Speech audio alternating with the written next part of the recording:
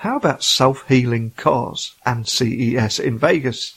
I thought so. I know why you guys are really here. Now, car recalls are currently at an all-time high, and to make matters worse, 57 million vehicles on the US roads have unrepaired defects. Why? Well, despite the publication of recalls, car owners often remain unaware of them, or they just simply ignore them. And low recall completion rates, for both physical defects and software ones alike, can often have devastating effects, especially when software glitches could become life-threatening.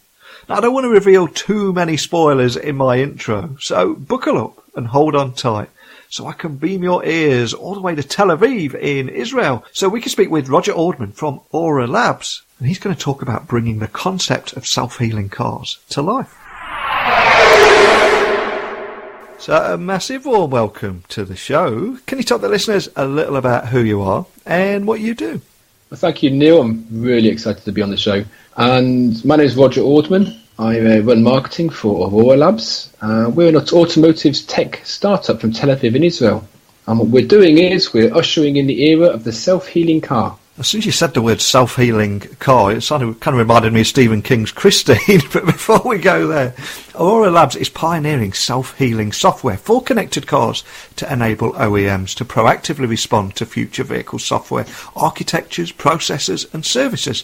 But for anyone listening, what does that mean? I mean, can you set the scene and offer a bit of an overview of the kind of problems that you're solving and what makes you guys unique? All new automotive and mobility innovations, they're all software driven. In a high-end semi-autonomous car today already, there's over 100 million lines of code. And just to put that in perspective, that's about 7 times more than in the F-35 fighter jet. Wow. So this is crazy amount of software that's going into cars, and the future is there's going to be more and more and more because it's all software driven. So the challenges that the car makers are having are to enable shorter development cycles because people want new features quicker and faster than ever before. They need better testing environments in the manufacturing plants, and they want continuous improvements to the software, even after the car's left the plant. So these are all vital to the successful change the automotive industry is going through. What we at Aura Labs are doing, our self-healing software, it enables the car manufacturers to detect software bugs as they occur, fix them without the car stopping to work, and update them seamlessly when new software is available. Now, when I was researching you guys, I wanted to try and understand the problem, and I quickly read that the car recalls are now at an all-time high. And to make matters worse, I think 57 million vehicles on US roads alone have unrepaired defects. So just to help people listening understand the scale of this problem, can you expand on why you think car recalls are so high and how most car owners often remain unaware of them, or if they do get that little letter come through the post, they just simply ignore them? It is a problem, but with more and more software-driven features in the car, and we're talking, from software features such as adaptive cruise control and lane departure warning, and also to convenience features such as parking assistance, it's really no wonder so many more bugs and so much more software in the car. And software by nature is never complete. Statistically, there will always be bugs or glitches present. Some of them are critical, some not, and there will always be a roadmap of ongoing improvements and features.